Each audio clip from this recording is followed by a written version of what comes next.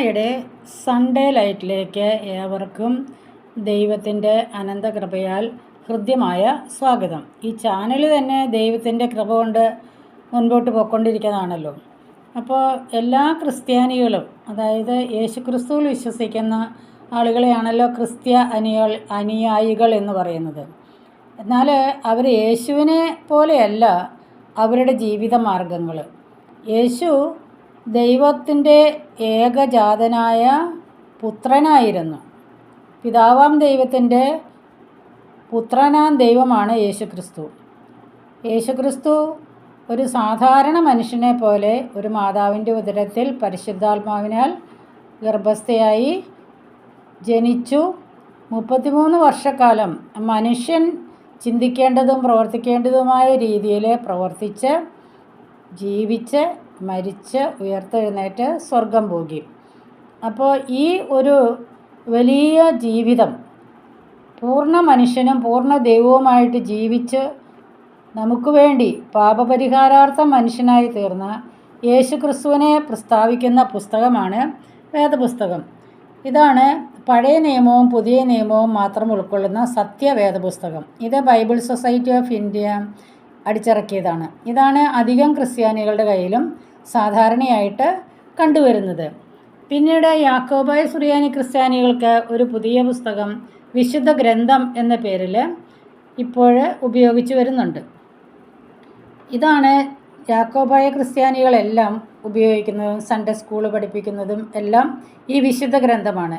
ഇതിൽ പഴയ നിയമവും പുതിയ നിയമവും കൂടാതെ അപ്പോക്രിഫ എന്നാൽ കുറച്ച് അഡീഷണൽ പുസ്തകങ്ങൾ കൂടി ഇതിനകത്തുണ്ട്.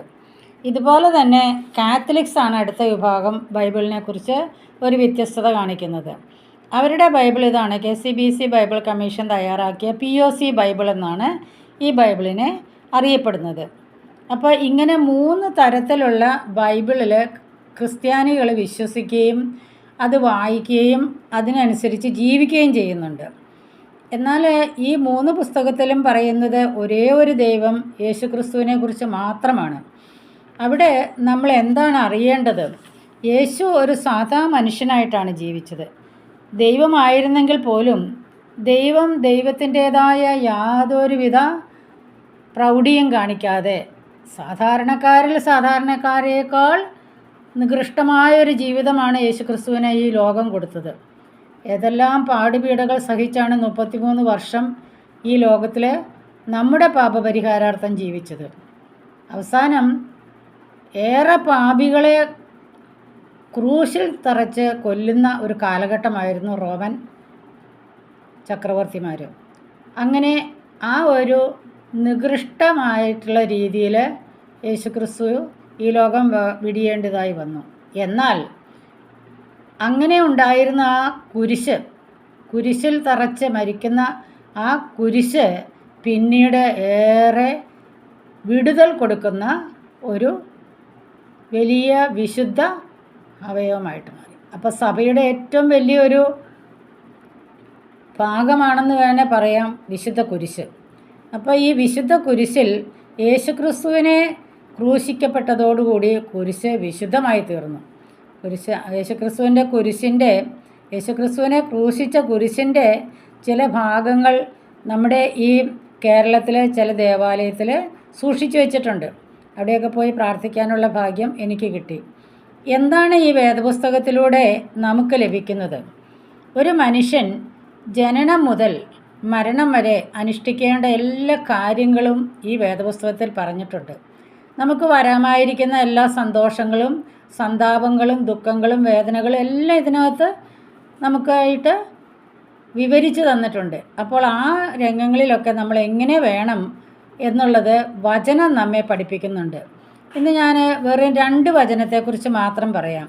അതായത് സാധാരണ നമുക്ക് എപ്പോഴും ഉള്ളതാണല്ലോ, നമ്മുടെ കയ്യിൽ നിന്ന് വസ്തുക്കൾ കാണാതെ പോകും, രേഖകൾ കാണാതെ പോകും. നമ്മൾ നിത്യം ഉപയോഗിച്ചുകൊണ്ടിരിക്കുന്ന വസ്തുക്കൾ പോലും കാണാതെ പോകും. ചിലപ്പോൾ വേദപുസ്തകം എന്നും ഉപയോഗിക്കാത്തവരാണെങ്കിൽ ഏതെങ്കിലും ആവശ്യത്തിന് വേദപുസ്തകം തപ്പിക്കൊണ്ട് നടക്കുന്നത് കാണാം ചില വീടുകളിൽ.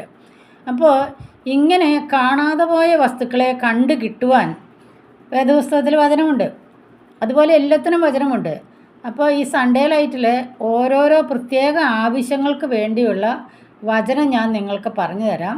അത് ആ വചനം വെച്ച് പ്രാർത്ഥിച്ചാൽ അതിന് അഭിഷേകത്തോടു കൂടി നമുക്ക് ആ ആവശ്യം നടത്തി കിട്ടും. അപ്പോൾ അത് ഇന്ന് ഞാൻ പറയുന്നത് കാണാതെ പോയിട്ടുള്ള വസ്തുക്കൾക്ക് വേണ്ടി നമ്മൾ എങ്ങനെയാണ് പ്രാർത്ഥിക്കേണ്ടത്. ആദ്യത്തെ പുസ്തകത്തിന് ഉൽപ്പത്തി പുസ്തകം എന്നാണ് ബൈബിളിൽ പറയുന്നത്. അപ്പോൾ ആ ഉൽപ്പത്തി പുസ്തകം മുതലേ ഇതുപോലുള്ള കാര്യങ്ങൾ നമ്മളോട് പറഞ്ഞു തരുന്നുണ്ട്. ഉൽപ്പത്തി പുസ്തകത്തിൻ്റെ ഓരോ അധ്യായത്തിലും ഓരോ പ്രത്യേകതകളാണ് നമ്മൾ കാണുന്നത്.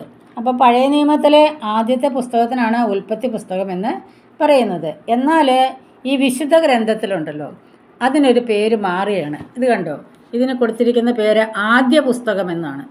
അപ്പോൾ ആദ്യ പുസ്തകം വിശുദ്ധ ഗ്രന്ഥത്തിലെ ആദ്യ പുസ്തകവും മറ്റീ രണ്ട് ബൈബിളിലെ ആദ്യത്തെ പുസ്തകത്തിൻ്റെ പേര് ഞാൻ പറഞ്ഞല്ലോ വ്യത്യാസമാണ്.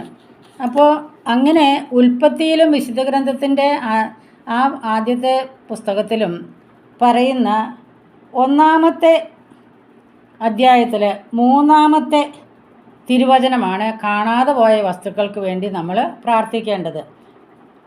അപ്പോൾ 1-ാമത്തെ തിരുവചനം 3-ാമത്തേത് വായിച്ചാൽ നമുക്കത് കണ്ടുകിട്ടും. പിന്നീട് വിശുദ്ധ മത്തായിയുടെ സുവിശേഷം 10-ാം അധ്യായം 26, മറഞ്ഞിരിക്കുന്നതൊന്നും വെളിപ്പെടാതിരിക്കുകയില്ല, നിഗൂഢമായിരിക്കുന്നതൊന്നും അറിയപ്പെടാതിരിക്കുകയില്ല.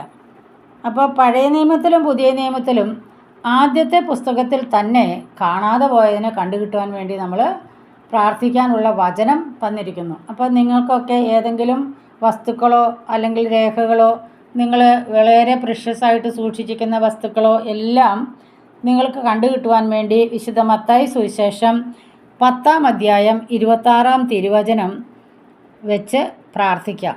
ഈ വചനത്തിൻ്റെ അഭിഷേകം മൂലം നിങ്ങൾ ആഗ്രഹിക്കുന്നതും നിങ്ങൾക്ക് നഷ്ടപ്പെട്ടു പോയതും നിങ്ങൾ തേടിക്കൊണ്ടിരിക്കുന്നതുമായ നിങ്ങളുടെ ആവശ്യ കാര്യങ്ങൾക്ക് ദൈവം അനുഗ്രഹിച്ച് അത് സാധിച്ചു തരട്ടെ എന്ന് പ്രാർത്ഥിക്കുകയും അതിനായിട്ട് ആഗ്രഹിച്ചുകൊണ്ട് പ്രാർത്ഥിക്കുന്നു. ദൈവം എൻ്റെ എല്ലാ വ്യൂവേഴ്സിനെയും അനുഗ്രഹിക്കട്ടെ.